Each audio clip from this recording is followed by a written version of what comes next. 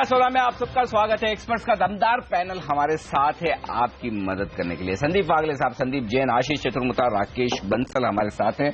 लेते हैं अब एक ऑप्शन की रणनीति, उससे पहले कि बाजार खुल जाए, वो लेकर आए हैं आशीष चतुर्मुता। बैंक ऑफ इंडिया कॉल खरीदेंगे आप? बिल्कुल अनिल जी, जैसे मैंने कहा पीएसयू बैंक्स में एक बहुत अच्छी स्ट्रेंथ और खासतौर पर बैंक ऑफ इंडिया ने एक मेजर ब्रेकआउट वीकली और मंथली चार्ट्स पे दिया है अबाउट 90 लेवल्स। यहाँ पर हम 95 की कॉल ऑप्शन में लॉन्ग रिकमेंडेशन दे रहे हैं, जो कि करीब ₹3 के आसपास है। नीचे में ₹1.5 का एक स्टॉप लॉस रखना है और ऊपर में मुझे लगता है नेक्स्ट 3 से 4 दिनों के अंदर में ये ऑप्शन का प्रीमियम 6 से ₹6.5 हो जाएगा। वहां पर प्रॉफिट बुकिंग एडवाइजेबल रहेगी। बंसल साहब, जीएमआर इंफ्रा के ऊपर चार्ट देखकर बताइए ये कैसा लग रहा है? पिछले कुछ दिनों से मैं देख रहा हूँ अच्छी तेजी यहाँ पर देखने को मिल रही है। आज कुछ अखबारों में खबरें आई हैं कि अपने एयरपोर्ट एसेट्स बेच रहे हैं। ऐसा नहीं है कि पहली बार खबरें आई हैं, पहले भी कई बार आ चुकी हैं और इसमें ये रिपोर्ट्स में ये भी लिखा हुआ है कि दिसंबर 2016 तक ये जो नेगोशिएशंस का राउंड है वो खत्म हो जाए। जिनके पास शेयर है मुनाफा वसूल लें या बने रहें? नहीं हेमंत जी, मुनाफा वसूली नहीं करनी चाहिए, इनफैक्ट होल्ड करना चाहिए। मौजूदा स्तरों पर टेक्निकली स्टॉक एक री रेटिंग का कैंडिडेट लगता है। हमारी बाई कॉल भी है। पहले हमने स्टॉप लॉस 11.55 का दिया था, कल स्टॉप लॉस को रिवाइज करा है। ₹12.20 के स्टॉप लॉस के साथ जीएमआर इंफ्रा को खरीदना चाहिए। इमीडिएट शॉर्ट टर्म नजरिया है तो 14.55 के लेवल्स देखने को मिल सकते हैं। टेक्निकली स्टॉक में एक बड़ा उछाल देखने को मिलेगा। कि कोई भी छोटे शेयर पर राय लो आप, सब में सिग्नल खरीदारी के आ गए सारे। कोई से छोटे छोटे सेक्टर, एजुकेशन, अब शुगर को तो छोटा नहीं मान सकते, वो तो अलग ही रेंज में आ गया। मतलब ऐसे ऐसे सेक्टर्स। और अब इन शेयरों में इंफ्रा वाले छोटे छोटे 5, 10, ₹15 वाले सब तेजी में। लेकिन हाँ, मंदी करनी हो तो भी आपके पास मौके हैं। और आज की 2 टॉप शॉर्ट कॉल्स वागले साहब आपकी तरफ से। अनिल जी, सेल इन एमएनएम फाइनेंशियल 340 में ये स्टॉक ने वीकली चार्ट्स में डबल टॉप जैसे पैटर्न बनाया है, तो थोड़ा ट्रेडिंग डाउनसाइड मुझे लगता है। हालांकि लॉन्ग टर्म में मैं इसमें बुलिश हूं, नीचे में लेने की राय है। लेकिन 320 के स्टॉप लॉस से अगले 4 या 5 ट्रेडिंग सेशन में 294 के टारगेट के लिए बेच सकते हैं। डॉक्टर रेड्डीज ने कल डेली चार्ट्स में ब्रेक डाउन दिया है, मुझे लगता है ऊपर में बिकवाली करके जाना चाहिए। 3084 का स्टॉप लॉस होगा, 3000 का टारगेट होगा। ओके, तो महिंद्रा एंड महिंद्रा और डॉक्टर रेड्डीज, ये 2 स्टॉक हैं मंदी करने के लिहाज से आप रख सकते हैं रेडार पर। लेकिन कुछ और स्टॉक्स हैं मेरे पास जहां पर आपको ट्रेडिंग के मौके मिलेंगे, थोड़ी देर में बताऊंगा, क्योंकि बाजारों के खुलने की तैयारी है इस वक्त पर। एसजेएक्स निफ्टी हाफ सेंचुरी मारते हुए दिखा रहा है, 53 अंक ऊपर है इस वक्त। तो मजबूत शुरुआत तो होगी भारतीय बाजारों की, उसके बाद देखेंगे कि हम 8200 के पार निकलकर टिक पाते हैं या नहीं। लेकिन शुरुआत दमदार होगी, इसमें कोई डाउट नहीं। कहां से आएगी तेजी वो बता दूं आपको। पहली टिक आपकी स्क्रीन पर सेंसेक्स और निफ्टी पर मजबूत शुरुआत होती दिख रही है। सेंसेक्स पर 38 अंकों की, हालांकि निफ्टी 8 अंक नीचे क्यों है? एक्सेल टेक 7% नीचे दिख रहा है, इसी की वजह से निफ्टी पर लाल निशान में आपको कारोबार होता हुआ दिख रहा है। लेकिन टाटा मोटर्स 3.5% मजबूत, अल्ट्राटेक सीमेंट 1.5% मजबूत, ये कुछ एक स्टॉक्स जो एक्शन में दिख रहा है। आईसीआईसीआई बैंक में 1% की रिकवरी, भारतीय एयरटेल भी थोड़ा पॉजिटिव खुलने के संकेत देता हुआ। करेंसी मार्केट पर रखिए नजर, यहां पर शुरुआत होने की तैयारी है रुपए की। किसी भी वक्त आपको करेंसी मार्केट की टिक आती हुई दिखेगी। बता दूं आपको डॉलर रुपए का क्या हाल था, 67.21 कल की क्लोजिंग थी। तो आज देखते हैं क्या कहीं कोई रिकवरी आती है रुपए में। कल थोड़ी सी कमजोरी के साथ हमने क्लोजिंग होते हुए देखी थी। रुपए में शुरुआत हुई है एकदम शांत, 1 पैसे की मजबूती है, तो यानी कि कल ही के लेवल के आसपास हमने करेंसी मार्केट की शुरुआत की है। चलिए, तो जो मैं कह रहा था, कुछ और ट्रेडिंग पिक्स आपको दी जाए। राकेश बंसल ने चुने हैं 2 मिड कैप स्टॉक्स, आईडीएफसी और पीडीलाइट। राकेश बताइए क्या टारगेट्स हैं आपके? अनिल जी, आईडीएफसी का टेक्निकल स्ट्रक्चर काफी अच्छा है। नीचे में मात्र ₹2 नीचे, 48 रुपीज पे एक अच्छा सपोर्ट निकल के सामने आया है। 48 के स्टॉप लॉस के साथ आईडीएफसी को खरीदना चाहिए 55 के टारगेट के लिए। और दूसरा एक बाय कॉल रहेगा पीडीलाइट पर। टेक्निकली स्टॉक ने एक अच्छी रैली दिखाने के बाद एक साइडवेज जोन में मूव कर रहा है, और जिस तरीके का टेक्निकल स्ट्रक्चर है, मुझे लगता है एक छोटा सा एक सपोर्ट बना है 688 पर, एक अच्छा बेस बना है। 688 के स्टॉप लॉस के साथ पीडीलाइट को खरीदना चाहिए 720 के लक्ष्य के लिए। ऑलराइट, चलिए तो पीडीलाइट के ऊपर भी नजर रखिए, यहाँ पर खरीदारी करने की राय है। अगले साहब, आप कुछ देर पहले कह रहे थे कि आप बेचना चाहते हैं डॉक्टर रेड्डीज को। ग्लेनमार्क फार्मा के चार्ट देखकर बताइए ये शेयर आपको किस तरह का लग रहा है? क्योंकि हमने देखा है इस महीने करीब 9% की गिरावट स्टॉक में भी देखने को मिली है। फंड रेजिंग एफसीसीबी के जरिए जो इनके प्लान है उसको लेकर थोड़ा सा कंसर्न है। जितनी गिरावट होनी हो चुकी सपोर्ट के आसपास है या और नीचे जा सकता है? हेमंत, सपोर्ट के आसपास है। 760, 758 का सपोर्ट है, जो मुझे नहीं लगता है यहां से ब्रेक करेगा। शायद अगर बेचना भी है तो ऊपर में बेचना है। ये स्टॉक काफी गिर चुका है, 830 में इसने ब्रेक डाउन दिया है और अभी 770 का ट्रेड चल रहा है। तो मुझे लगता है कहीं ना कहीं बेचना है तो 800, 810 के लिए तो वेट करना चाहिए। ओके, 800 810 का इंतजार करें बेचने के लिए, ये राय है इस वक्त आपके लिए। ऑयल एंड गैस स्पेस के शेयरों में या फिर ओएमसीज में कोई ट्रेड लेना हो वायदा कारोबार में तो बताएं। आशीष, का नजर है आपकी? जी बिल्कुल अनिल जी, ये बहुत ही स्ट्रेंथ में दिख रहा है पूरा स्पेस। चाहे गेल इंडिया, सबसे पहले मैं बात करना चाहूंगा, इसके अंदर में एक बहुत ही स्ट्रांग पैटर्न बनता हुआ नजर आ रहा है और साथ ही साथ हमने देखा है लास्ट 3-4 दिनों में अच्छा खासा प्राइस में राइज हुआ है। 365 से ऑलमोस्ट 382 के आसपास बंद हुआ है। ड्यूरिंग दिस ड्यूरेशन हमने देखा करीब 8-9% का इजाफा ओपन इंटरेस्ट में भी हुआ है। तो क्लियरली मुझे लगता है 400-405 के लेवल्स गेल के अंदर हमें देखने को मिल सकते हैं।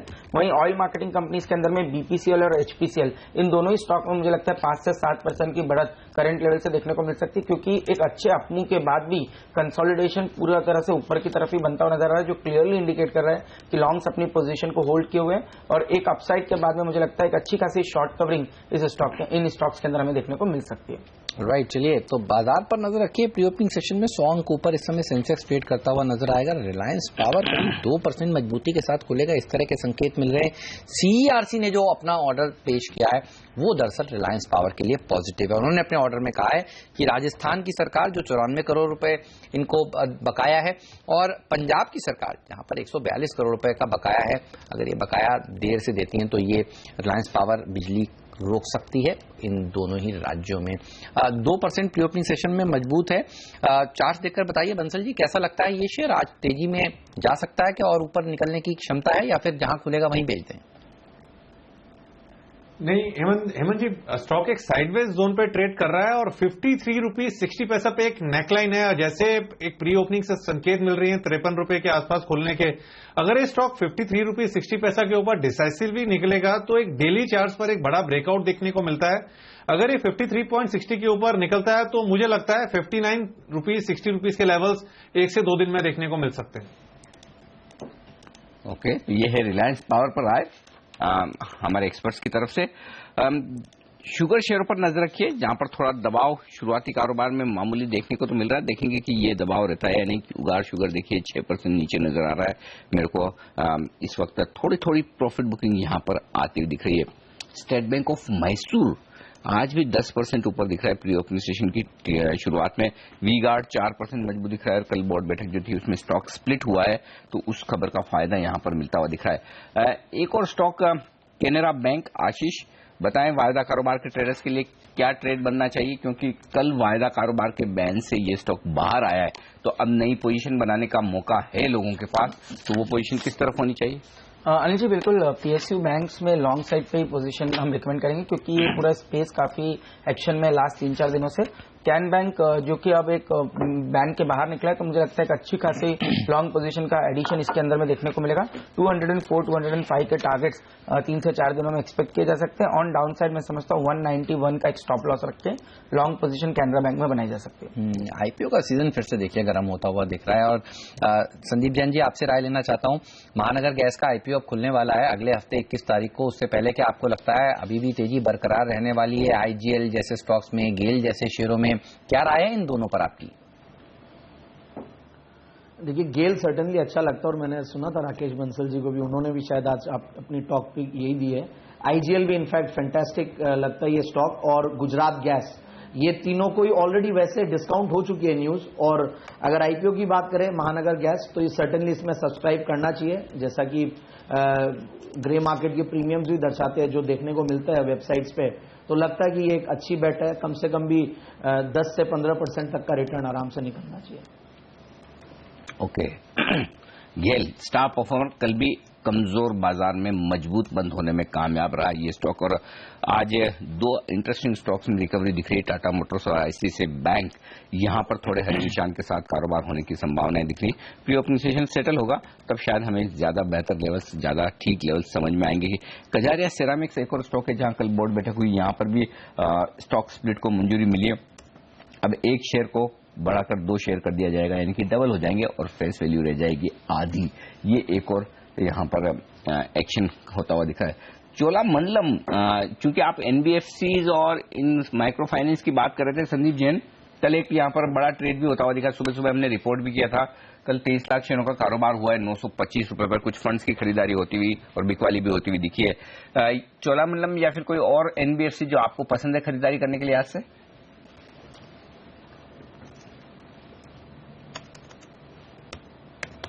संदीप जैन।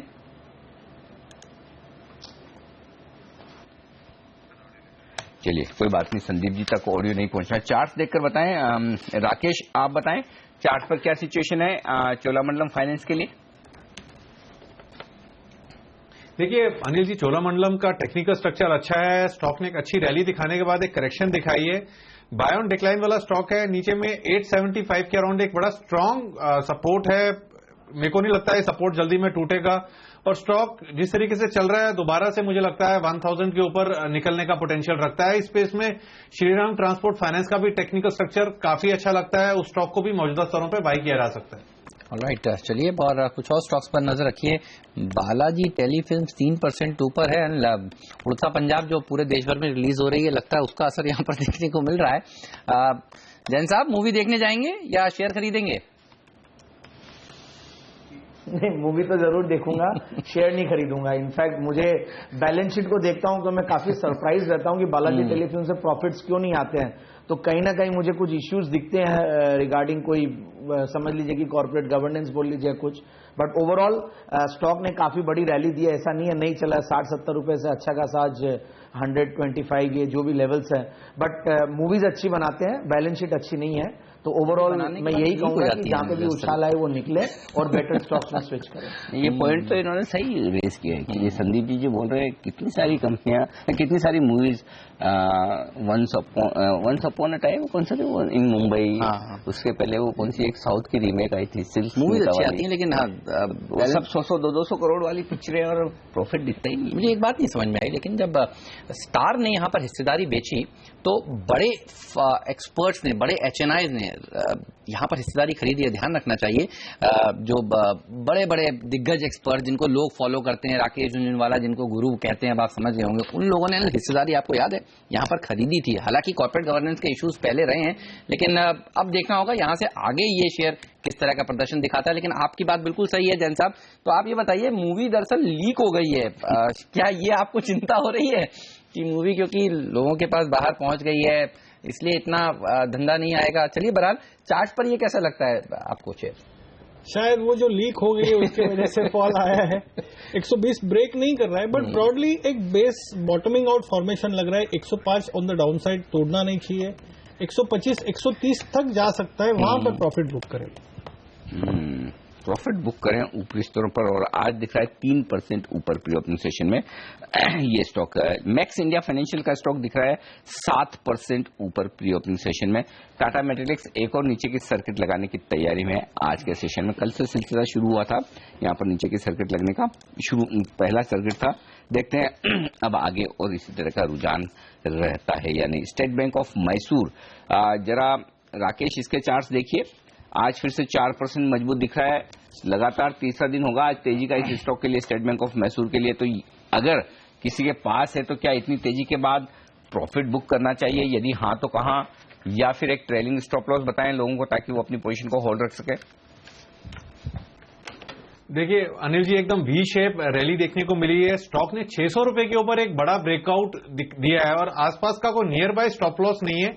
किसी के पास पोजीशन है तो टेक्निकली अनिल जी स्टॉक में कोई रेजिस्टेंस नहीं है 740 से पहले, और एक नीचे से एक रैली देखने को मिली है। आसपास कोई नीचे में सपोर्ट देखें तो 600 रुपए के अराउंड है, बट रैली रूल आउट नहीं की जा सकती है स्टेट बैंक ऑफ मैसूर में। और सेम चीज अगर आप देखें तो state Bank of Bikaner and Jaipur के साथ भी सेम चीज है, वहां पर भी अनदर 40-50 रुपीज की मुझे लगता है अपसाइड देखने को मिल सकती है।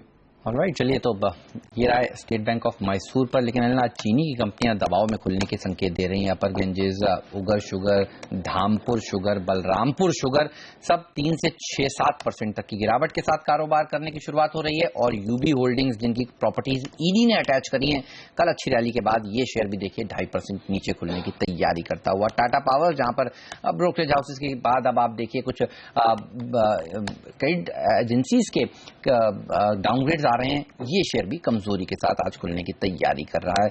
लेकिन डीएलएफ जैसे स्टॉक्स में मजबूती है। तो आप देखिए रियल एस्टेट पैक आज फोकस में रह सकता है साफ तौर पर, जिस तरह से इंपॉर्टेंट मीटिंग होने वाली है सेबी की रीट्स को लेकर। जैन साहब, आपकी क्या उम्मीद है, क्या निकल कर आ सकता है इस बैठक में, और कोई रियल एस्टेट शेयर अगर आपको पसंद हो तो? देखिए डीएलएफ सर्टेनली अच्छा लगने लगा है, अनंतराज अच्छा लगता है, और अगर लॉन्ग टर्म बेट की बात करें तो प्रेस्टीज एस्टेट एक बेहतरीन पिक है जो रेकमेंड कर रहे हैं।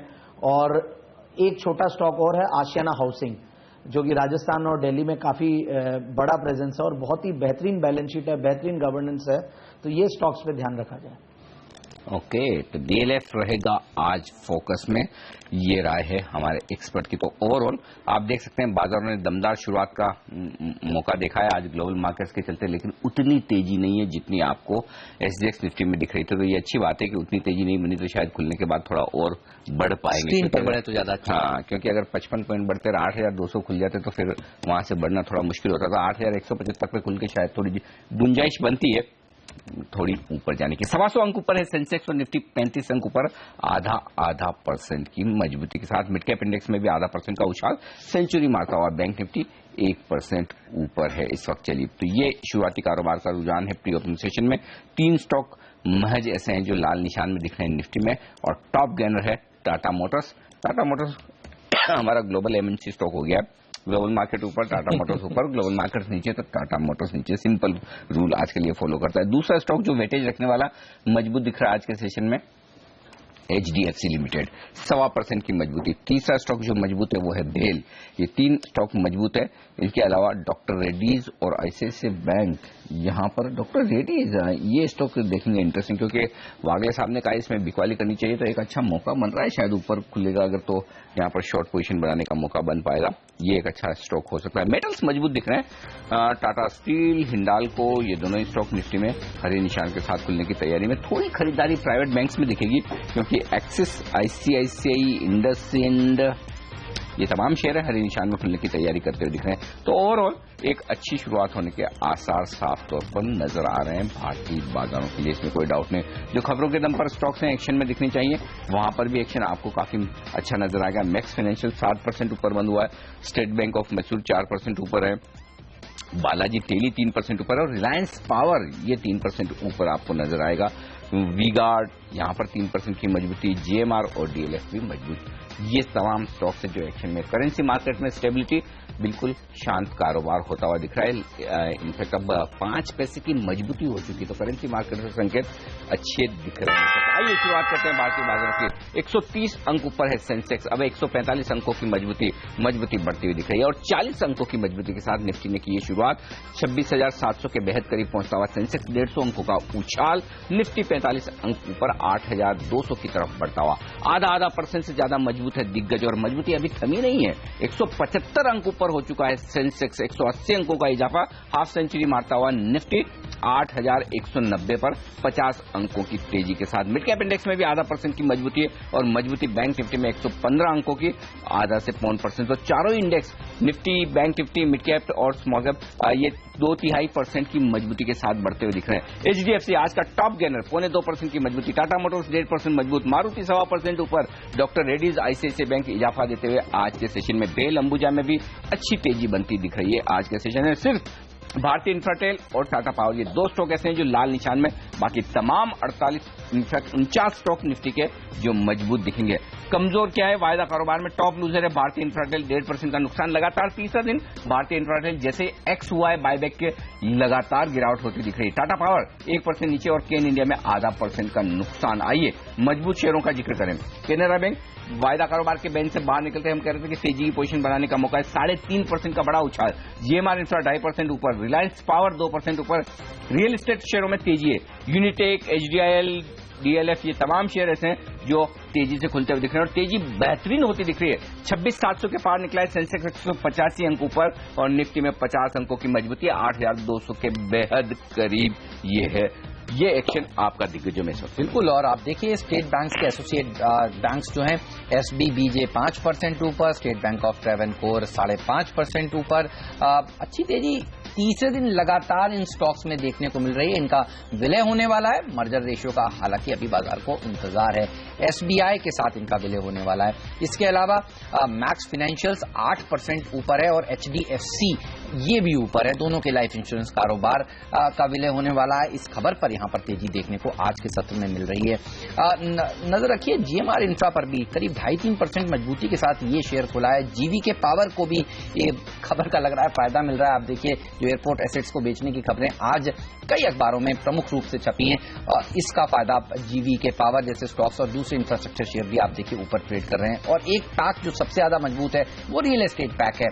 India bulls real estate, HDIL जो हमारे एक्सपर्ट कहते हैं खरीदारी करनी चाहिए, और डीएलएफ रीट्स के नियमों में जो आज ढील दी जा सकती है सेबी की बैठक में, उसका फायदा मिलता हुआ। लेकिन आप देखिए शुगर स्पेस सबसे ज्यादा कमजोर है। उगर शुगर अब 8% कमजोरी के साथ खुला है, और बजाज हिंदुस्तान श्रीरेणुका में भी 2 से 4% की कमजोरी आज के सेशन में साफ तौर पर देखने को मिल रही है। फाइनेंशियल टेक्नोलॉजीज नीरज की टीम में ये शेयर था, आज 8% मजबूत है। गैब्रियल इनका फ्लीट स्टॉक देखिए करीब 4% की तेजी दिखा रहा है। सोना कोयो और दूसरे अगर आप शेयर देखिए वहां पर भी तेजी देखने को मिल रही है। तो ऑटो के अलावा ऑटो एंसिलरी शेयर आज मजबूती के साथ ट्रेड करते हुए, और बालाजी के साथ साथ देखिए पीवीआर भी ऊपर है, 1.5% ऊपर। उड़ता पंजाब का असर कहेंगे? बिल्कुल, दो स्टॉक पर आप नजर रखिए। आशीष आपके पास आऊंगा। भारतीय इंफ्राटेल और केनरा बैंक दोनों में ओपन इंटरेस्ट तेजी से बनता हुआ दिख रहा है शुरुआती कारोबार में। लेकिन उससे पहले एक स्टॉक जहां पर बड़े सौदे होते दिख रहे हैं और वो है गायत्री प्रोजेक्ट्स। 2 बड़े ट्रेड देख रहा हूं मैं गायत्री प्रोजेक्ट्स में।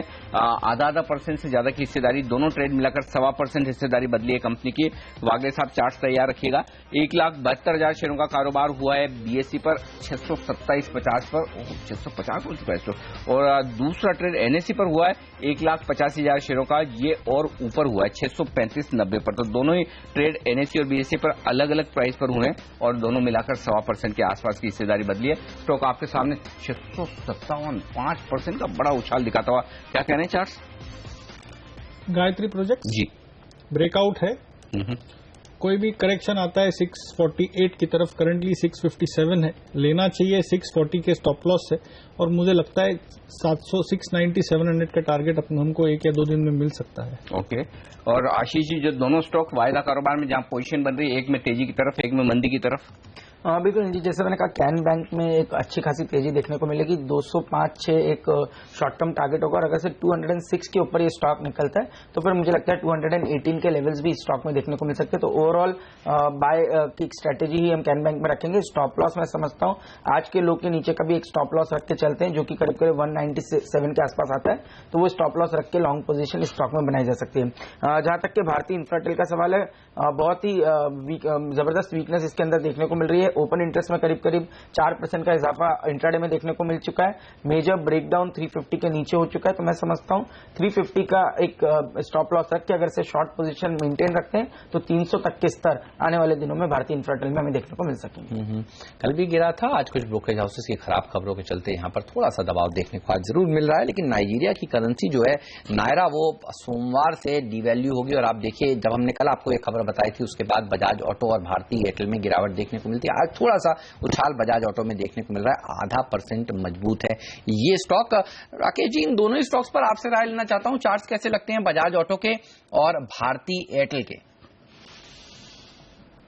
देखिए, अगर आप बजाज ऑटो की बात करें तो टेक्निकली स्टॉक ने एक बड़ी रैली दिखाने के बाद एक करेक्शन में दिखाया था। नीचे में स्टॉक का एक अच्छा सपोर्ट है, अराउंड 2540 के अराउंड एक अच्छा सपोर्ट है। टेक्निकली मुझे ऐसा नहीं लगता है कि स्टॉक के अंदर ट्रेडिंग के नजरिए से एज ऑफ नाउ कुछ करना चाहिए। अगर स्टॉक 2615 के ऊपर निकलता है तब स्टॉक को बाय किया जा सकता है। अगर आप भारतीय एयरटेल की बात भी करें तो इस स्टॉक के अंदर नीचे में 340 एक इंपॉर्टेंट सपोर्ट है। टेक्निकली कुछ ऐसा पैटर्न नहीं है कि कोई नई पोजीशंस इन स्टॉक्स के अंदर क्रिएट की जाए।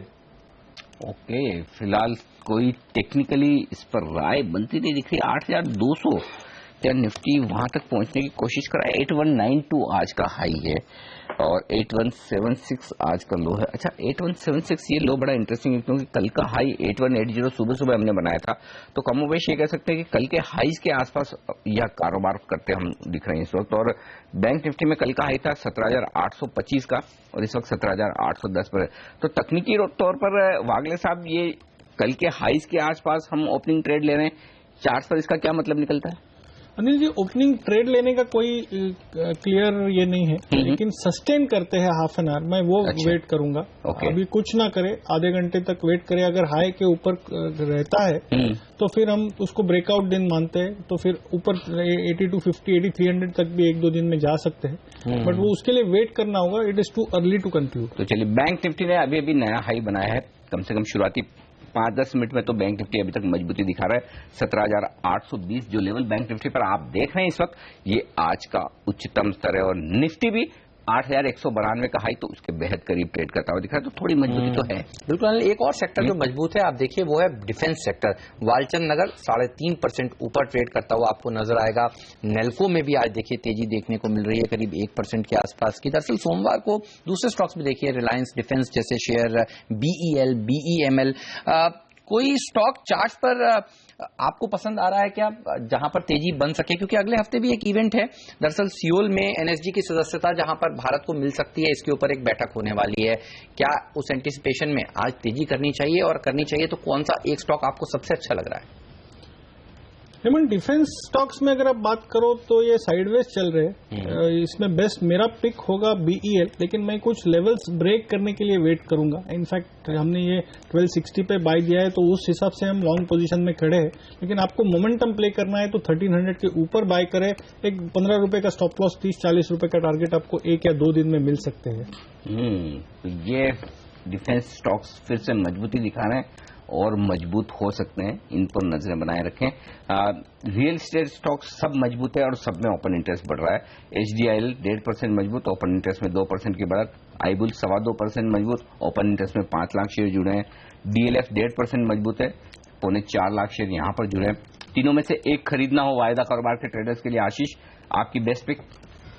मैं इंडिया बुल रियल एस्टेट के साथ जाना चाहूंगा, क्योंकि यहाँ पर हमने एक बहुत स्ट्रांग मूव देखा है, और मुझे लगता है कंसोलिडेशन के बाद वापस 110 तक की अपसाइड इस स्टॉक में देखने को मिल सकती है।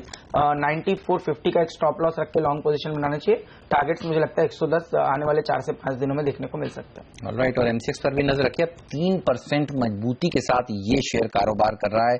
हफ्ता ये अच्छा रहा है MCX के स्टॉक के लिए, अलग अलग खबरों के दम पर इस स्टॉक में तेजी हुई है। आज भी मजबूती देखने को यहां पर मिल रही है, लेकिन सबसे ज्यादा मजबूत तो अनिल देखिए आप MCX के अलावा वैसे फाइनेंशियल टेक्नोलॉजीज भी ऊपर है। मैक्स फाइनेंशियल सब 9.5% मजबूती के साथ इस शेयर में कारोबार होता हुआ नजर आ रहा है। बंसल जी, जिन्होंने सुबह सुबह लिया, हालांकि गैप अप खुला है, वो क्या करें? यहां से और ऊपर की तेजी बनती है क्या मैक्स फाइनेंशियल्स में? अब 11% हो गया। डेफिनेटली हेमंत जी, अगर आप देखें तो कल के सत्र में 427 के ऊपर स्टॉक ने एक ब्रेकआउट लिया था। स्टॉक अनचार्टेड टेरिटरी में चल रहा है, नए हाइस पे चल रहा है, और जिस तरीके से टेक्निकल स्ट्रक्चर है, अगर इमीडिएट शॉर्ट टर्म नजरिया नहीं है तो पोजीशन को होल्ड करना चाहिए। अगर मात्र 1-2 दिन का नजरिया है तो फिर मुनाफा बांध लेना चाहिए।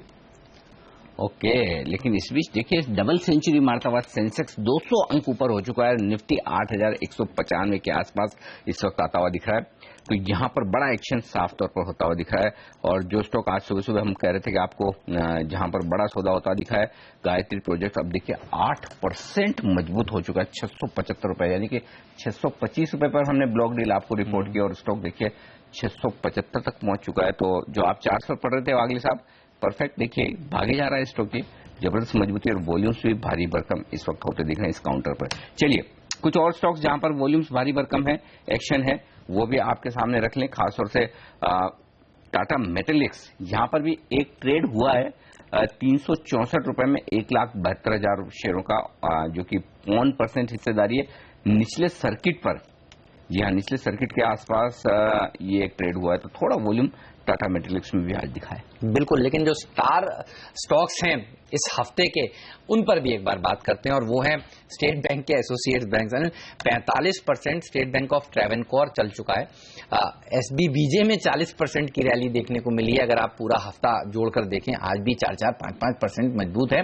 जैन साहब, मुनाफा वसूलने का समय है या और स्टॉप लॉस के साथ बने रहेंगे? कैसे अप्रोच करेंगे इन शेयरों को? पिछले 3 दिनों से लगातार वन वे रैली दिख रही है इनमें। या बिल्कुल, जब ये न्यूज आई थी तो मैं शो पे था आपके चैनल पे, और मुझे ऐसा लग रहा है कि सर्टेनली जो बुक वैल्यू का जो गैप है उसको कहीं ना कहीं ये सारे के सारे अच्छे खासे डिस्काउंट पे ट्रेड कर रहे थे अपने बुक वैल्यू से, और स्टेट बैंक ऑफ इंडिया वो करीब बुक वैल्यू से ऊपर कहीं ना कहीं ट्रेड कर रही थी 1 टाइम्स के, तो कहीं ना कहीं उस चीज का एक रीवैल्यूएशन हो रहा है। बट अगेन मैं ये राय दूंगा कि अब नई खरीद करने का समय नहीं है। जिन लोगों ने ले रखा है वो भले ही बने रह सकते हैं, कहीं ना कहीं प्रॉफिट बुकिंग भी इमीडिएटली नहीं करें, क्योंकि किस तरीके के रेशियोज आते हैं उन पे सारी चीज डिपेंडेंट है।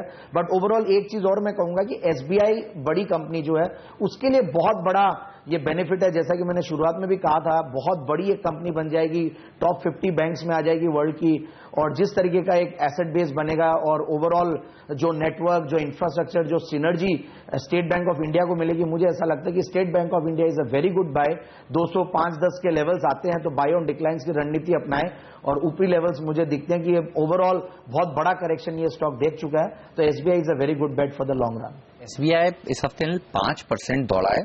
पीएनबी इस हफ्ते अगर आप देखें 11.5% की दौड़ लगा चुका है। ये बताइए, ये मोमेंटम कंटिन्यू रहने वाला है कि अगले हफ्ते भी एसबीआई और पीएनबी में अगर चार्ट्स पर आपको चुनना हो तो कौन सा स्टॉक अच्छा लगता है? क्या आप भी संदीप जैन के साथ जाना चाहेंगे? एसबीआई पर बुलिश है? हेमंत, मैं एसबीआई पे बुलिश था। मेरा 220-222 का टारगेट था, वो जो मैं मेंटेन करता हूं। लेकिन मोमेंटम के तौर पे आप बात करें, पीएनबी ने 90-91 के लेवल पे एक राउंडिंग बॉटम का पैटर्न से ब्रेकआउट निकाला है, तो मुझे लगता है ये 102-103 तक तो जाना चाहिए। यहां से भी 7-8% की अपमूव देख रहा हूं, लेकिन ऐसा नहीं होगा कि एसबीआई गिरेगा और पीएनबी ऊपर जाएगा। तो दोनों पॉजिटिव, ज्यादा मोमेंटम में पीएनबी के साथ जाऊंगा। पीएनबी मतलब पंजाब नेशनल बैंक, उड़ता पंजाब वाले एक्चुअली इस हफ्ते उड़ा है ये स्टॉक। आप देखिए पूरे हफ्ते का चार्ट देखिए पीएनबी का, आपको अंदाजा लगेगा 11% कम नहीं होता पीएनबी के लिए। इतने बड़े शेयर 16% देखिए, 16% काफी अच्छा कहा जाएगा। तो अच्छी तेजी के साथ ये। अच्छा, एक स्टॉक और जो बड़ी तेजी के साथ ट्रेड हुआ, संदीप जैन से राय लिया जाए, वी गार्ड। ये स्टॉक स्प्लिट किया इन्होंने, मतलब एक शेयर के 2 शेयर हो जाएंगे, लेकिन ये स्टॉक क्या भाग रहा है वी गार्ड का शेयर। आज फिर से 8% ऊपर 1470 का हाई बनाया, अभी 1430 चल रहा है वी गार्ड। वी गार्ड के लंबे चार्ट देखिए, हफ्ते भर में 7%, मतलब हफ्ते भर में तो चलिए आज ही भागा इसका मतलब 7% ऊपर, आज 8%, लेकिन एक महीने में 19% और 6 महीने 12 महीने का चार्ट देखिए तो क्या जबरदस्त तेजी हुई, 70% 3 महीने में। संदीप, मेरे को सही याद है कि आपने इसे रिकमेंड किया था स्टॉक को? बिल्कुल बिल्कुल, देखिए जैकपॉट में रेकमेंड किया और ऐसे कई स्टॉक्स निकले और ये तो बेहतरीन स्टॉक है। और मैंने अगेन, मुझे ध्यान है कि 900 सवा 900 पे बहुत जबरदस्त कंसोलिडेट किया था और ऊपर जा रहा था, फिर नीचे आता है, बट ओवरऑल डाउनसाइड रिस्क बहुत कम दिख रही थी और फिर मैंने इन लेवल्स पे भी रेकमेंड किया। और अभी भी मुझे ऐसा लगता है कि ये स्टॉक और चलेगा। कुछ स्टॉक्स हैं इंडियन मार्केट्स में जो कि मतलब हमेशा से एक लॉन्ग ओनली स्टॉक्स होते हैं और उनमें से एक स्टॉक ये है, और स्प्लिट हुआ है तो अब देखिएगा वापस से साल 2 साल 5 साल में अपने इन्हीं भाव पे आ जाएगा। तो ओवरऑल इट्स अ गुड बेट, बेहतरीन कंपनी है, क्वालिटी स्टॉक है, बिल्कुल बने रहें। बिल्कुल बने रहिए। ये स्टॉक और ऊपर जा सकता है स्प्लिट के बाद। 2005 में भी एक बार स्प्लिट हुआ था, 10 रुपए से 2 रुपए हुआ था इसका फेस वैल्यू, और अब 2 रुपए से 1 रुपए हो गया। कल बोर्ड बैठक हुई थी, बाजार बंद होने के बाद ये सूचना मिली, इसलिए 8% की जोरदार उछाल इस स्टॉक में देखने को इस समय मिल रहा है। लेकिन आज एनालिस्ट फिर देखिए, जो छोटी टिकट साइज के शेयर है ना, लैंको इंफ्रा 5 रुपए वाला शेयर 4% ऊपर, जीवी के पावर 6 रुपए वाला शेयर 3% ऊपर। तो छोटी टिकट साइज वाले शेयर, यूनिटेक देखिए 5 रुपए का शेयर 2% ऊपर वापस से। हाँ, इनमें गर्मी आ गई है, थोड़ा डर लगता है। हाँ, तो ये थोड़ा कॉशियस वाले संकेत हैं। लेकिन बैंक निफ्टी अच्छा प्रदर्शन दिखा रहा है आज, 1% मजबूती के साथ ट्रेड करता हुआ। और अब मैं देखता हूं कि एडवांस डिक्लाइन रेशियो किस तरफ है। जी हाँ, देखिए जो छोटे छोटे शेयर चल रहे हैं ना, उसके चलते एडवांस डिक्लाइन रेशियो मजबूत है। एक गिरने वाले शेयर के सामने करीब 3 से ज्यादा बढ़ने वाले शेयर हैं। और मैक्स फाइनेंशियल जिसका हम जिक्र कर रहे थे, उसकी मजबूती और बढ़ रही है, 12-12.5% मजबूती के साथ ये शेयर ट्रेड करता हुआ आपको आज के सत्र में नजर आएगा। लेकिन आज फिर जो एक सेक्टर सबसे अच्छा प्रदर्शन दिखा रहा है वो आप देखिए पीएसयू बैंक्स ही हैं। कैनरा बैंक 3.5% मजबूती के साथ ट्रेड करता हुआ, और ये एफएनओ बैन में था कैनरा बैंक आज ही बाहर भागा एक्चुअली सुबह, इसलिए हम आशीष को पूछ भी रहे थे और आशीष का कहना था कि क्योंकि पहले तेजी की पोजीशन बनी थी, कम हो गई, तो वापस लोगों को मौका मिल गया है तेजी की पोजीशन बनाने का, उस चक्कर में ये भागकर ऊपर आया। बिल्कुल, तो अच्छी तेजी देखने को मिली है। और टॉप 10 अगर आप गेनर्स देखें एफएनओ में, उसमें से ज्यादातर देखिए आप रियल एस्टेट शेयर ही, और हम कह भी रहे थे इंडिया बुल्स रियल एस्टेट 3% ऊपर, यूनिटेक 3% ऊपर, डीएलएफ और एचडीआईएल 2% की बढ़त देखने को मिल रही है। अच्छा खासी यहाँ पर तेजी की पोजीशंस बन रही है। आशीष, कोई स्टॉक जो आपको पसंद हो इस पैक में? जी हाँ, अभी हमने इंडिया बुल रियल एस्टेट की बात की और वहां से भी ऑलरेडी स्टॉक अभी 2-2.5 रुपए ऊपर चल चुका है। मुझे लगता है 110 तक के लेवल्स 3-4 दिनों में देखने को मिल सकते हैं। बेस्ट बेट मुझे लगता है पूरे रियल एस्टेट में इंडिया बुल रियल एस्टेट रहेगा, जो कि 94-94.50 के एक स्टॉप लॉस के साथ मैं समझता हूँ कंटिन्यू रखना चाहिए। बाजार कमजोर होने रहा, ये एक अच्छा संकेत है कि ऊपरी स्तरों पर टिक रहा है। ऐसा नहीं कि 8,200 क्रॉस नहीं कर पा रहा है तो लोगों को लगे कि चलिए प्रॉफिट बुकिंग कर ली जाए। तो अगर जो वागले साहब कह रहे हैं कि शुरुआत के आधा घंटा टिक जाए तो फिर एक अच्छा मौका बन सकता है। तो शुरुआती आधा घंटे किस लेवल के ऊपर वागले साहब आप देखना चाहते हैं बाजार को कि इसके ऊपर बना रहे? अनिल जी, निफ्टी की आप बात कर रहे हैं तो निफ्टी, बैंक निफ्टी दोनों ही बता दें सर। निफ्टी में 8195 ये स्पॉट के लेवल्स है। अगर आप फ्यूचर्स के लेवल ट्रेड कर रहे हो तो 8220 है। ओके। बैंक निफ्टी, अगर आप बैंक निफ्टी की बात करें तो मैं समझता हूँ अभी तोड़ने की तैयारी 17,800 चल रहा है इस वक्त। हाँ, मैं 17,905 का एक परसों का हाई है, जो अगर ब्रेकआउट आता है तो फिर 18,200 तक मूव बहुत जल्द आ सकती है। एक के दिन में मंडे को ही आ सकती है, लेकिन 17,870 के ऊपर आज जाता है और उसके आसपास क्लोज होता है तो वहां से एक फर्दर 100 पॉइंट की अप मूव मिल सकती है बैंक निफ्टी में। ओके। इस बीच एक और स्टॉक जिसके चार्ट्स आप देखिएगा राकेश, टाइटन। यहाँ पर टाइटन में कुछ बड़े ट्रेड्स होते दिख रहे हैं। मेरे सामने वॉल्यूम नजर आ रहा है मुझे। देखिए टाइटन में 2 सौदे में दोनों ही एनएससी पर हुए हैं और 4-4 लाख शेयरों से ज्यादा का कारोबार हुआ है, यानी कि 8 लाख शेयरों से ज्यादा का ट्रेड होता हुआ दिखा है। 2 ट्रेड, एक 373 रुपए 5 पैसे पर और दूसरा 373 रुपए 50 पैसे पर। जी हाँ, 2 ट्रेड टाइटन के काउंटर पर होते हुए दिख रहे हैं। तो वॉल्यूम का एक्शन साफ तौर पर इस वक्त आता हुआ दिख रहा है। तो टाइटन के चार्ट्स पर राय ली जाए, कुछ बड़े सौदों के बाद तेजी या मंदी के चार्ट्स क्या सजेस्ट कर रहे हैं? राकेश बताएं जरा आप।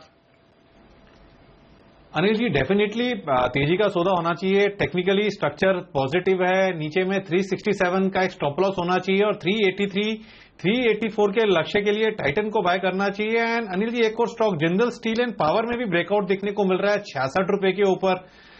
64 रुपए के नीचे के स्टॉप लॉस के साथ जिंदल स्टील एंड पावर को भी बाय किया जा सकता है। जिस इंटेंसिटी का ब्रेकआउट है, कोई बड़ी बात नहीं। आज में 70 रुपए के भाव देखने को मिले हैं इसके अंदर। ओके, तो 70 रुपए के लेवल्स इसमें देखने को मिल सकते हैं।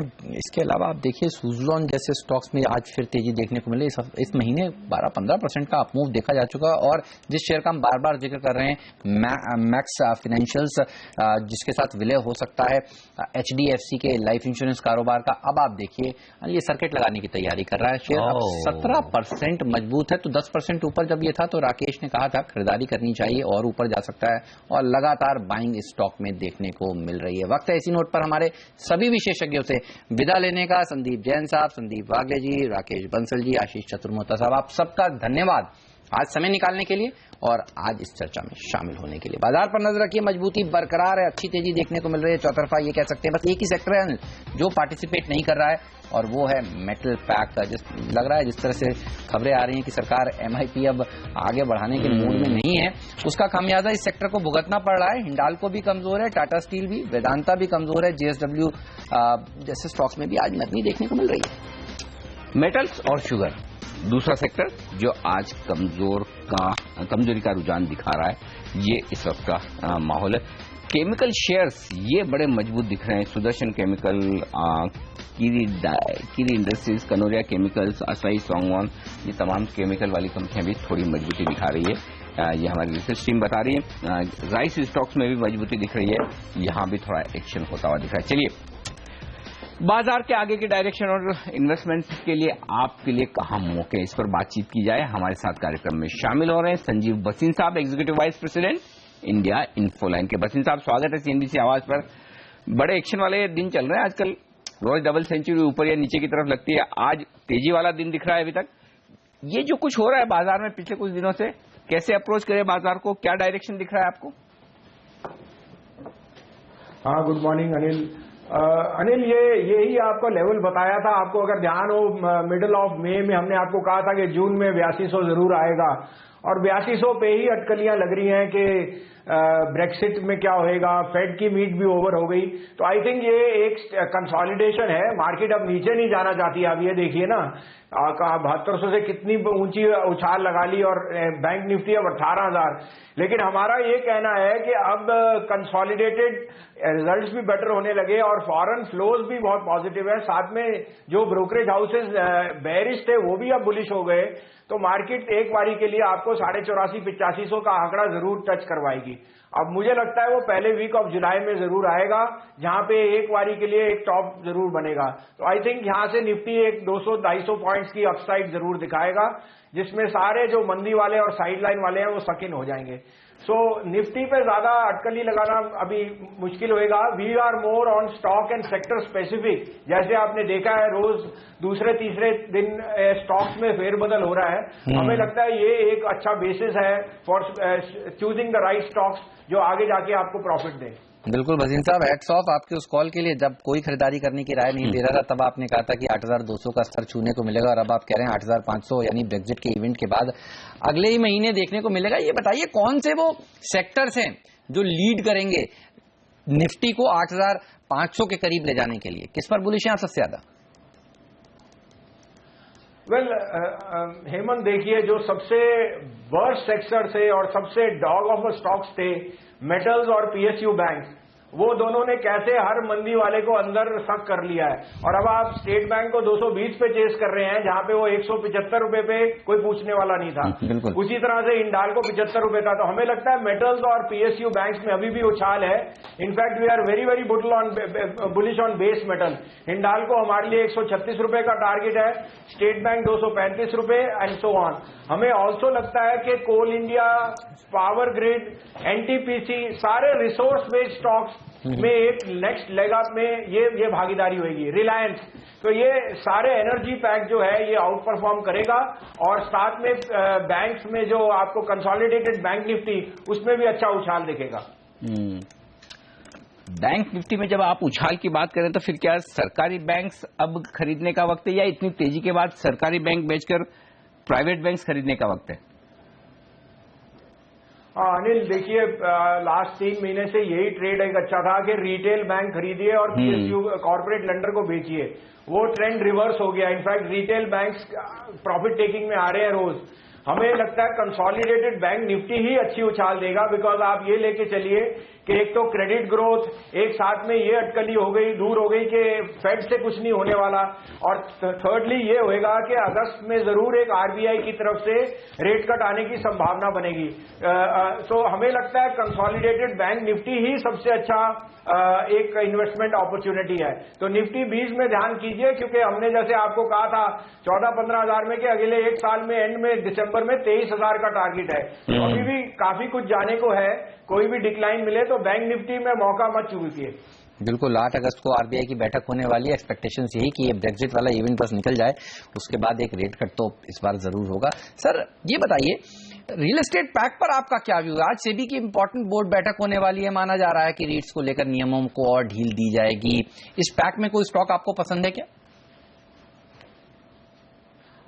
ये पैक हमारा पसंदीदा पैक रहा है। हमें लगता है सेकेंड हाफ में रियल एस्टेट और कंस्ट्रक्शन ये बहुत ही अच्छा आपको उम्दा रिटर्न्स देगा। हमारे लिए एक साल की व्यू बहुत बुलिश है। उसमें हम 3 दिग्गज नाम लेंगे आपके पास। गोदरेज प्रॉपर्टी हमारा टॉप पिक है, उसके बाद प्रेस्टीज एस्टेट और तीसरा डीएलएफ। ऑल 3 आर, डीएलएफ सबसे बड़ा कैंडिडेट है आरईआईटीज का, उसको बहुत बड़ा फायदा होएगा। और साथ में प्रेस्टीज और गोदरेज की एग्जीक्यूशन और पीडिग्री बहुत पार एक्सीलेंस है। ये तीनों को इन ऑर्डर में लीजिए। साथ में कंस्ट्रक्शन में हम बहुत बुलिश हैं, तो एनबीसीसी और नागार्जुना कंस्ट्रक्शन एनसीसी, इन दोनों शेयर्स पे वी आर रिलेटिवली बुलिश। हमें लगता है कि एक बार इकोनॉमिक एक्टिविटी बढ़ेगी और ऑलरेडी एनबीसीसी के पास एक बहुत स्ट्रांग ऑर्डर बुक है जिसमें एग्जीक्यूशन ऑलरेडी चालू है। So we think these stocks can give you at least a 50% return in the next 1 year. Okay, और इस बीच बाजार पर नजर रखिए, थोड़ी प्रॉफिट बुकिंग आती हुई दिखी है। इस वक्त बाजार थोड़े नीचे है, दिन के लो पॉइंट के आसपास 8,170 के आसपास कारोबार कर रहे हैं। 150 से नीचे ऊपर सेंसेक्स इस वक्त ऊपरी स्तर से 50-75 पॉइंट की थोड़ी सी कमजोरी आती हुई जरूर दिखी है। लेकिन मॉनसून की उम्मीदें काफी वक्त से है वसीम साहब, मतलब रोज ऐसा सुन रहे हैं कि 2-3 दिन में आएगा, लेट हो रहा है। कोई चिंता करने की जरूरत है या फिर ये मानकर चलें कि कोई दिक्कत नहीं, जुलाई में तो अच्छी बारिश होगी, जो अंदाजे लगाए जा रहे हैं उस लिहाज से फिर कहीं आपको लगता है इन्वेस्टमेंट करना चाहिए तो कहाँ किया जाए? नहीं देखिए, उसमें ऑलरेडी अनिल काफी सेक्टर्स में तो डिस्काउंटिंग हो गई है। एफएमसीजी, ऑटोज, ये सब ने, कंज्यूमर डिस्क्रिशनरी, ये सब में अच्छी उछाल आई है। और हमें लगता है मॉनसून की तो बात कुछ दिनों की है, मॉनसून का लॉन्ग टर्म एवरेज बहुत अच्छा रहेगा। तो जुलाई एंड अगस्त में आपको बहुत अच्छी बरसात की फल मिलेगा, जिससे इन्फ्लेशन और साथ में जो सॉफ्ट कमोडिटीज हैं, वो जो आज प्राइस पर्स हैं वेजिटेबल्स में, वो नीचे आएंगी। हमारा इस विषय में 2-3 स्टॉक्स या सेक्टर्स पे है। इसमें सबसे टॉप पिक रैलीज इंडिया है। हमने आप ही के चैनल में पहले 165-70 में इसको पिक किया था, अभी हम 200-205 में रिकमेंड कर रहे हैं। Rallis India will be an outperformer, one of the largest players in the pesticide market. और 2 मॉनसून की वजह से इसमें परफॉर्मेंस वीक था। इस साल में इसमें आउटस्टैंडिंग परफॉर्मेंस आएगा।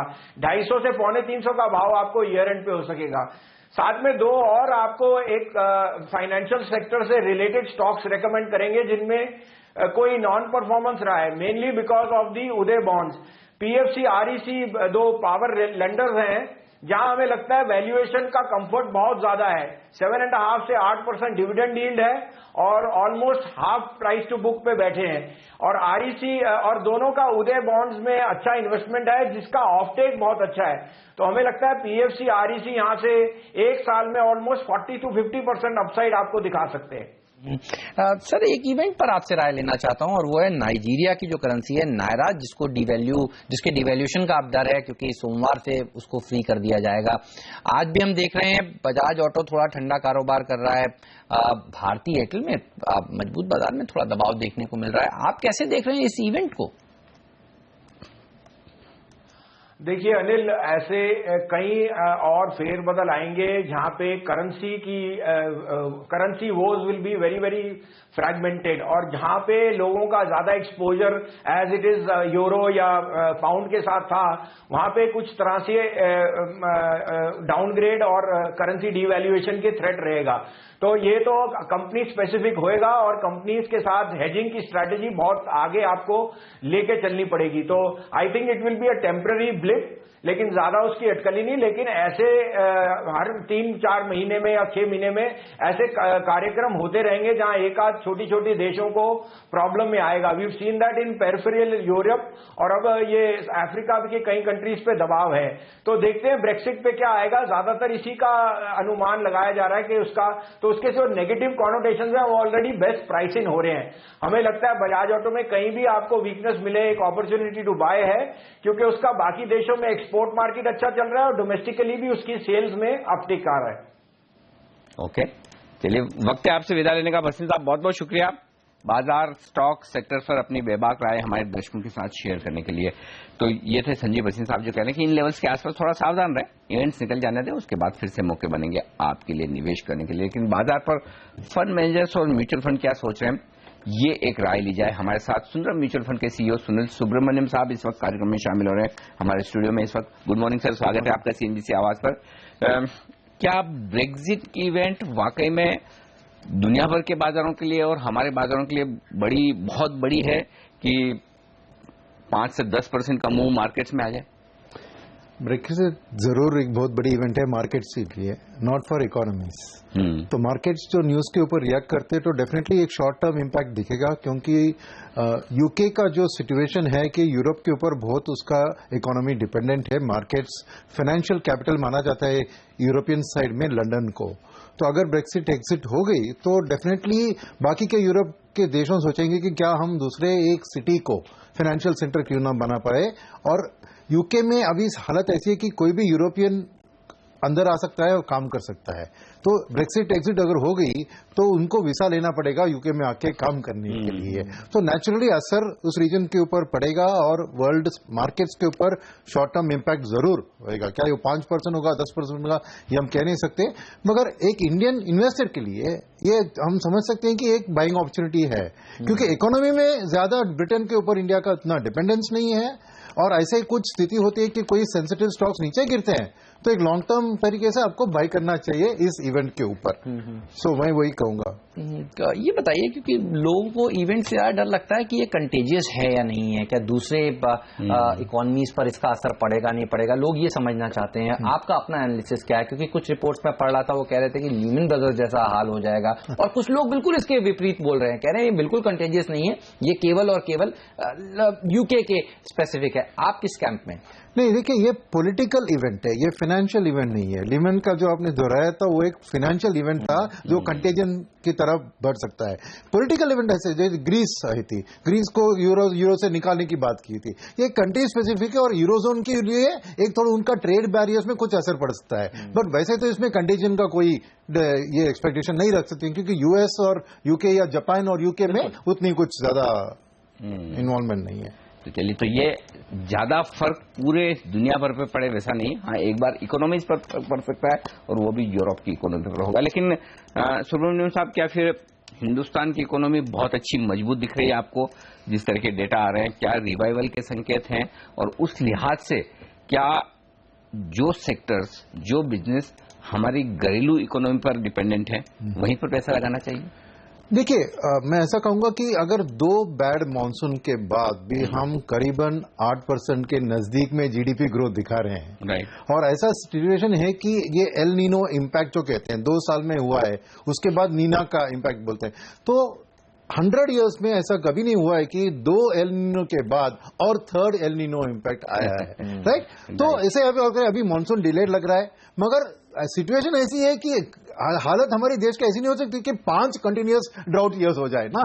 तो अगर इस खराब एग्रीकल्चरल स्थिति में भी हम इतना ग्रोथ रेट दिखा रहे हैं तो एक ना 2 चीज पॉजिटिव होने से डेफिनेटली हमारा जीडीपी ग्रोथ 8 से ऊपर बढ़ के जाने की गुंजाइश रख सकते हैं। और इसीलिए डोमेस्टिक निवेशकों को डेफिनेटली अपने डोमेस्टिक इकोनॉमी के ऊपर जो स्टॉक्स अच्छे करने की एक एक्सपेक्टेशन रखते हैं उनके ऊपर ध्यान देना चाहिए, क्योंकि इंटरनेशनल इवेंट्स जो अफेक्ट करते हैं वो ज्यादातर सेंसेक्स और एक बड़ी बड़ी कंपनियों पे, but hundreds of mid and small cap companies है जो इंडियन इकोनॉमी के ग्रोथ के ऊपर डिपेंडेंट है, उनमें बहुत से एक अल्फा जनरेटिंग वैल्यू है, तो बस उसमें से ही अपना वेल्थ क्रिएशन बना सकते हैं। तो क्या मैं ये सही समझ रहा हूँ, जो इस महीने डीआईआई ने, घरेलू संस्थागत निवेशक आप जैसे लोगों ने बिकवाली करी है, वो पैसा इकट्ठा कर रहे हैं इस इवेंट के लिए, जब नीचे आएगा बाजार तो खरीदेंगे क्या आप लोग? क्योंकि देखिए, इस महीने जून में 2600 करोड़ रुपए की कैश मार्केट में घरेलू संस्थागत निवेशकों ने बिकवाली करी है और एफआईआई ने 3700 करोड़ रुपए की खरीदारी करी है। क्या आप बिल्कुल तैयार हैं अपने गन्स के साथ खरीदारी करने के लिए अगर एक फॉल आता है तो? बिल्कुल, ये जैसे मैंने कहा, ब्रेक्सिट ऐसी स्थिति एक बाइंग आपके लिए बहुत बड़ा मौका है, बाइंग अपॉर्चुनिटी है। और क्या खरीदेंगे फिर? आपको सबसे अच्छा सेक्टर क्या लगता है? देखिए, हमारे लिए अभी कंजम्पशन बहुत बढ़िया सेक्टर लगता है, क्योंकि पिछले 2-3 साल से रूरल कंजम्पशन इतनी बढ़ी नहीं। अब भी देखिए, मानसून का अच्छा होने का एक एक्सपेक्टेशन है। सेकंड चीज है, गवर्नमेंट ने भी बजट से शुरुआत करके रूरल सेक्टर पे बहुत पैसा एक खर्चा करने की जो अनाउंसमेंट किया है, तो उससे लोगों, और पे कमीशन में आपको ये नहीं पता होगा कि करीबन 53% गवर्नमेंट एम्प्लॉयज रूरल क्षेत्र में काम करते हैं। और यूपी के इलेक्शन से पहले देखिए ये रिपोर्ट भी लागू होने वाली है, तो सरकार चाहेगी कि उसको भी जरूर नहीं, तो पे कमीशन और यूरोप का है 55,000 करोड़ रुपए का जो रिलीज होने वाला है सिस्टम में, तो कंजम्पशन के ऊपर आप देखते हैं कितना बड़ा असर पड़ता है। ऑटो पसंद है, 2 व्हीलर? बिल्कुल, क्योंकि रूरल में motorcycles is the most popular form of vehicle, और बैंक्स को भी जो लोन्स लेंगे, तो जब भी कोई रोकड़ा हाथ में आता है ना, तो लोग ऐसा नहीं कि पूरा उसको खर्चे, उसको मार्जिन में करके, लिवरेज करके ये करते हैं। तो स्कूटर खरीदें या घर खरीदें या जो भी है, वो उसका मल्टीप्लायर इफेक्ट आपको देखने को मिलेगा। और वो इफेक्ट फिर क्या हाउसिंग फाइनेंस कंपनियों और माइक्रो फाइनेंस कंपनियां, एनबीएफसी, ये दूसरी पसंद है? एब्सोल्युटली, और पेमेंट बैंक्स, क्योंकि ये डायरेक्ट बेनिफिट ट्रांसफर से जो लीकेज हो रहा था सिस्टम में, अब से वो बैंकिंग चैनल के थ्रू आ जाएगा। और जनधन योजना की जो अकाउंट इतने 1.75 करोड़ अकाउंट्स खुली है, तो उसके माफिक अब देखेंगे तो कार्ड इशू होगा, तो एक क्रेडिट वर्दीनेस आ जाएगा एक रूरल कॉन्स्टिट्यूएंट को। वो एक बहुत बड़ी बदलाव बनेगा। कंज्यूमर ड्यूरेबल्स को भी इसका फायदा मिलेगा? यस, कंज्यूमर ड्यूरेबल्स और कंज्यूमर स्टेपल्स, क्योंकि लोग की जब इनकम बढ़ती है तो उनकी आशाएं भी बढ़ जाती हैं, राइट। एंड पावर सप्लाई आप देख रहे हैं, सिचुएशन इतनी बदल रही है, तो अभी रूरल में भी शायद वॉशिंग मशीन और एयर कंडीशनर की एक डिमांड की शुरुआत हो सकती है। तो काफी सारे सेक्टर्स आपने नाम लिए, ये बताइए फिर क्या नहीं खरीदना चाहते आप इस समय, कौन सी चीज अवॉइड में है आपके? देखिए, आपने थोड़ी देर पहले बैंकिंग के बारे में बात किया था, तो पब्लिक सेक्टर बैंक में खाली जो अनाउंसमेंट्स अच्छे अनाउंसमेंट आ रहे हैं गवर्नमेंट की ओर से, मगर अभी भी उनकी जो स्थितियां हैं in terms of NPA levels और क्लीनिंग अप जो हो रहा है, थोड़ा और वक्त लगेगा। हमारे ख्याल में इतनी जल्दबाजी नहीं दिखाना चाहिए कि अभी जाके उनमें इन्वेस्ट करें। थोड़ा आईटी एक सेक्टर है जो कि इंटरनेशनल न्यूज के ऊपर डिपेंड, इतना डोमेस्टिक के ऊपर नहीं है। तो इंटरनेशनल में होता है कि यूएस में ग्रोथ रेट आज बोलते हैं हो रही, कल बोलते नहीं हो रही है, तो एक अनसर्टेनिटी एलिमेंट जो आ रहा है और करेंसी का फ्लक्चुएशन भी बहुत होगा, क्योंकि अभी वो सितंबर टू दिसंबर में वो एफसीएनआर डिपॉजिट्स का आउटफ्लो भी $20 बिलियन के ऊपर होने का है, तो करेंसी में थोड़ा वॉलेटिलिटी दिखता है। तो इस क्षेत्र में थोड़ा ध्यान से थोड़ा केयरफुल रहना चाहिए इस वक्त, बिकॉज रघुराम राजन का कहना है कि सब प्रिपरेशन बन चुके हैं, हमारी फॉरेन एक्सचेंज बहुत बढ़िया है, फिर भी शॉर्ट टर्म में जब एकदम 20-30 बिलियन डॉलर बाहर जा रहे हैं तो असर तो पड़ेगा मार्केट को। और इन्फोसिस के सीईओ ने भी कहा है कि इस बार जो नंबर्स हैं वो शायद अच्छे नहीं, मार्जिन थोड़े से दबाव में रहेंगे। 200 बेसिस पॉइंट। साहब, एक और चीज, जिस सेक्टर को हम बड़ा सेफ और सिक्योर डिफेंसिव मानते थे, फार्मा, ये पिछले 1.5-2 साल से जो फार्मा कंपनी की हालत हुई है, और अब पहले तो लगता था कि यूएसएफडी की समस्या सिर्फ छोटी कंपनियों में, अब तो निफ्टी की कंपनी भी कोई भी बची हुई नहीं है, ऐसा लगता है। ऐसे में इतनी पिटाई होने के बाद ये शेयर आकर्षक हैं, या फिर जब तक ये खतरा बना हुआ है दूर है? नहीं, मैं कहूँ थोड़ा वेट एंड वॉच अप्रोच ही इसमें बेहतर होगा, क्योंकि फार्मा में देखिए 3-4 रेवेन्यू सोर्सेस है। एक जो अपने क्या यूएसएफडीए, जहां पे ब्रांडेड प्रोडक्ट्स को बेचते हैं, मगर एक कमोडिटी प्रोडक्ट्स यानी जेनेरिक में है ना, उसमें तो अच्छी दिखती है क्योंकि कॉस्ट एडवांटेज इंडियन के ऊपर है। थर्ड, ये केपीओ सेक्टर है, नॉलेज प्रोसेस आउटसोर्सिंग, यानी प्रोसेस को इंडिया में जो है, तो 3 से इसमें एक मायने से सभी फार्मा कंपनियों को हम नहीं देख सकते हैं। स्टॉक स्पेसिफिक होने से और अच्छे स्टॉक पिक सब मिल सकते हैं, मगर ओवरऑल सेक्टर के ऊपर एक वेट एंड वॉच अप्रोच बेहतर रहेगा। तो वेट एंड वॉच वाले फार्मा शेयर्स ये रखें अप्रोच। सुब्रमण्यम साहब, बहुत बहुत शुक्रिया आपका हमारे लिए वक्त निकालने के लिए, हमारे स्टूडियो में आकर हमारे दर्शकों से बातचीत करने के लिए। तो बाजार ने की है मजबूत शुरुआत और अब तक तो मजबूती को बरकरार रखने में रहे हैं कामयाब। देखते हैं 8,200 के पार निकलते हैं या नहीं। फिलहाल पहला सौदा में आज के लिए इतना ही। ना बने रहिए सीएनबीसी आवाज के साथ। ब्रेक के बाद नजर होगी हमारी कमोडिटी बाजार की ओपनिंग पर और आपके तमाम सवालों के जवाब भी देंगे। यहाँ सौदा आपका हाजिर करेंगे ब्रेक के उस पार। हमें दीजिए इजाजत, नमस्कार।